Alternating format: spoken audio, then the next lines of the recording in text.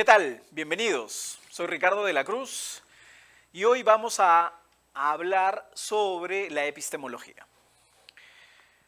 Este primer módulo de epistemología es muy importante para nuestra formación como psicoterapeutas, porque nos da las bases filosóficas, las bases teóricas muy importantes para poder comprender el modelo que vamos a aprender y sobre todo para poder entender el comportamiento humano y el cambio desde esta perspectiva epistemológica.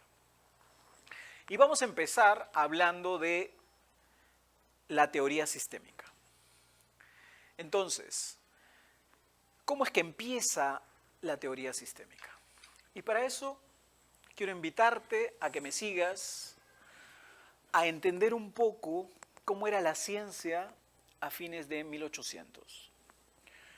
Tenemos una ciencia donde la física de Newton era la ciencia predominante y todas las otras ramas de la ciencia, la biología, la química, la psicología, querían ser ciencia y por lo tanto debían parecerse a la física newtoniana. ¿Y cuáles son los principios de la física newtoniana? La física newtoniana tiene varios principios, tiene ciertas características. Desde la ciencia newtoniana es una ciencia lineal, de causalidad lineal. ¿Qué quiere decir esto? Que hay una causa y hay un efecto. Causa y efecto. Por ejemplo, causa, padre alcohólico. Efecto, hijo alcohólico, ¿no? Esa es la causalidad lineal, ¿no? Y esto deriva un poco del modelo, el modelo newtoniano es conocido también como modelo de mesa de billar. Tú tienes un palito, el taco, y vas a golpear, ¿no?, la bola y ocurre eso, ¿no? Causa, efecto, la bola avanza a determinada distancia, ¿no? Es totalmente un concepto lineal. Otra característica de la ciencia newtoniana es que es una ciencia reduccionista, analítica, por ejemplo. Es por eso que, por ejemplo, la biología, la microbiología se desarrolló muchísimo, ¿no? Para dar un ejemplo. Entonces, imagínense un biólogo va a estudiar un bosque. Entonces, para llegar a estudiar el bosque desde la concepción newtoniana, llega al bosque, agarra un árbol, del bosque agarra un árbol, una rama del árbol, una hoja de esa rama, la lleva al laboratorio, la pone al microscopio, analiza esa hoja, llega a la célula, analiza la célula y sus partes. Si se dan cuenta es analítico. No toma, no agarra el todo, sino las partes. Hace un análisis de las partes.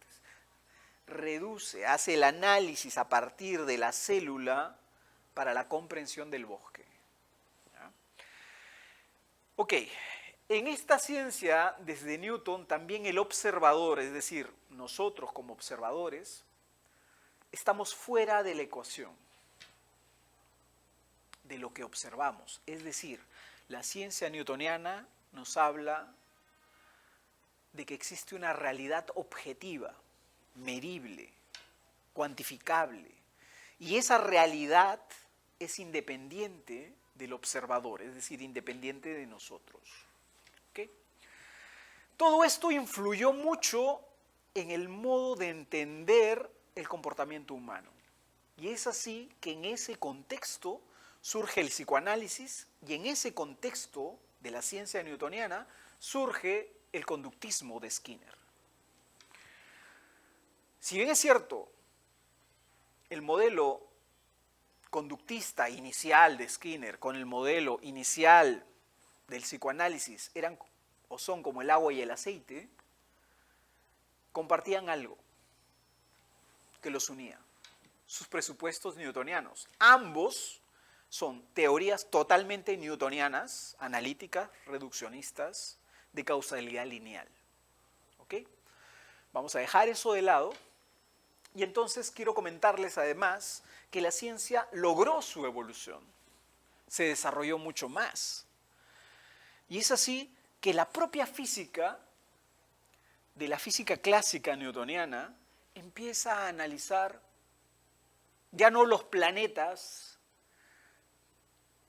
ni las órbitas de los planetas, ni el sistema planetario, donde sus leyes se aplican a la perfección, sino que empezó a teorizar sobre un mundo mucho más pequeño, que escapa a la visión nuestra, a nuestros sentidos.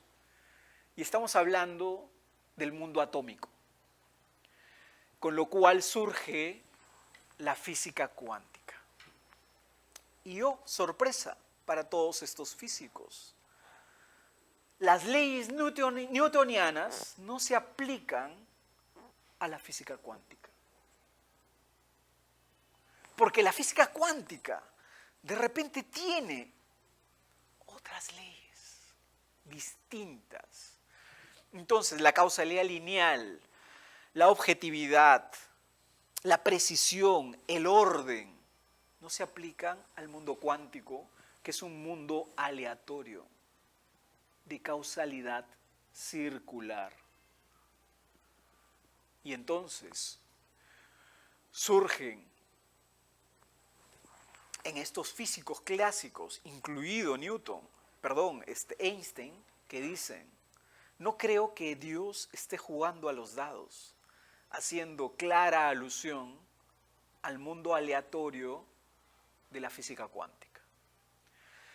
Es en ese contexto histórico, entonces tenemos el surgimiento y desarrollo de la física cuántica, atómica, que surge en el año 1928, un biólogo alemán de 28 años, muy joven él en ese momento, y plantea su teoría general de los sistemas, o TGS. Este joven, Bertalanffy, al plantear su teoría general de los sistemas, encontró que tantos científicos, el químico, el físico, el antropólogo, el psicólogo, estaban cada uno en sus estancos, en sus disciplinas, y no tenían un lenguaje común. Y plantea un lenguaje común para toda la ciencia, que sirva para la física, que sirva para la economía, que sirva para la psicología, que sirva para la antropología. Y plantea esta teoría general de los sistemas. Y el objetivo y la meta era la unificación de la ciencia a través de un lenguaje común para todas ellas.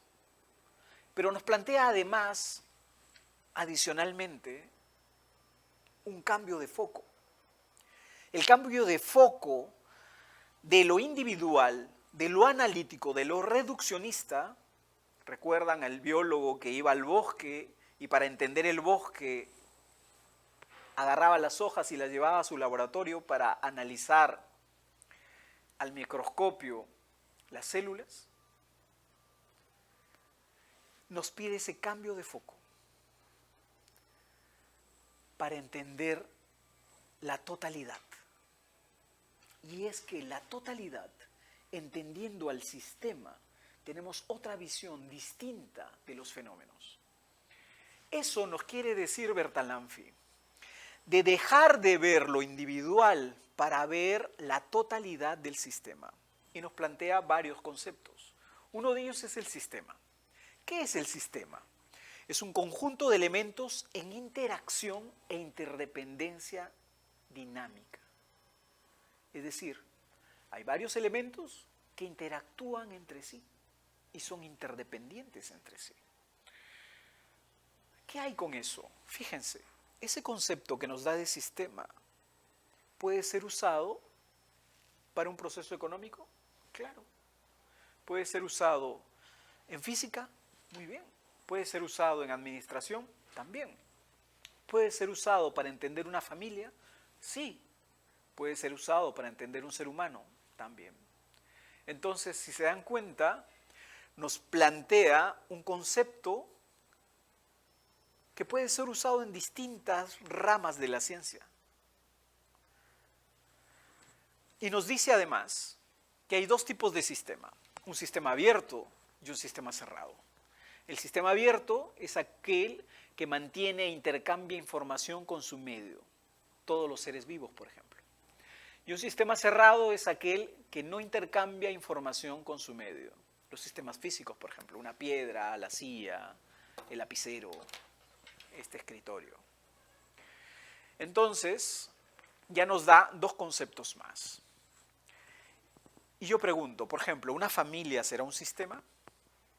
Sí, pero hay otra condición adicional que la vamos a ver más adelante. ¿Qué otro concepto tenemos? La equifinalidad. ¿Y qué es este concepto de equifinalidad? Este concepto nos dice que una misma causa inicial puede generar distintos resultados. ¿Se acuerdan cómo era la causalidad newtoniana? Era lineal. Padre alcohólico igual hijo alcohólico. Solo causa y efecto. Aquí la equifinalidad nos dice que una misma causa, por ejemplo, padre alcohólico, nos puede dar distintos resultados. No es lineal. Entonces tenemos un resultado 1 que sí, efectivamente puede ser hijo alcohólico, un resultado 2 que puede ser hijo pandillero, un resultado 3 que puede ser hijo primer puesto en el colegio. ¿Se entiende? Y de hecho lo vemos en la vida cotidiana. O sea, no porque mi padre es alcohólico, yo ya estoy predestinado a también ser alcohólico. Yo puedo ser el primer puesto de mi colegio. Yo puedo ser resiliente. Y a pesar de que mi padre sea alcohólico, mi madre esté en la cárcel o venda droga, y en mi barrio, en mi comunidad, mis amigos consuman marihuana, yo seré el primer puesto de mi colegio. ¿No? Entonces, ese es el concepto de equifinalidad. Tenemos otro concepto que es homeostasis. Y homeostasis nos dice que todo sistema busca mantener el equilibrio y un equilibrio dinámico en ciertos niveles que tiene ese sistema. Entonces, todo sistema busca el equilibrio. La homeostasis es un concepto acuñado por Cannon y viene de la fisiología. Entonces, todo sistema busca el equilibrio, busca mantener el equilibrio, porque si sale de esos límites del sistema, pierde el equilibrio, y al perder el equilibrio, cambia.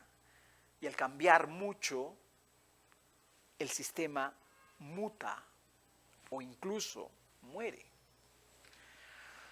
Entonces, este es el otro concepto de homeostasis. Todo sistema busca un equilibrio. Otro concepto, retroalimentación. La retroalimentación, para decirlo en sencillo, es la adaptación que tiene el sistema al medio. Y hay dos tipos, retroalimentación positiva y retroalimentación negativa. Retroalimentación positiva quiere decir que el sistema se adapta al medio y cambia. Por ejemplo, el aprendizaje es un proceso de retroalimentación positiva. La terapia, lo que vamos a hacer nosotros, es un proceso de retroalimentación positiva.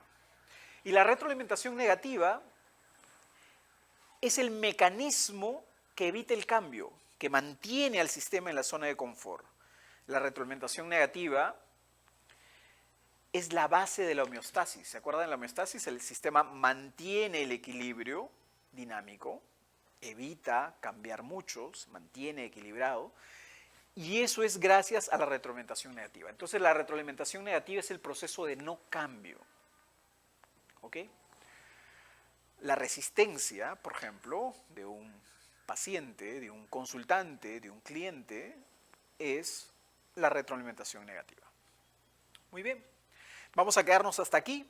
Entonces ya conocemos cómo surgió la teoría general de los sistemas y cómo estos conceptos y estos principios que estoy dando se pueden aplicar maravillosamente para entender un poco el comportamiento humano. Continuamos luego. Muchas gracias.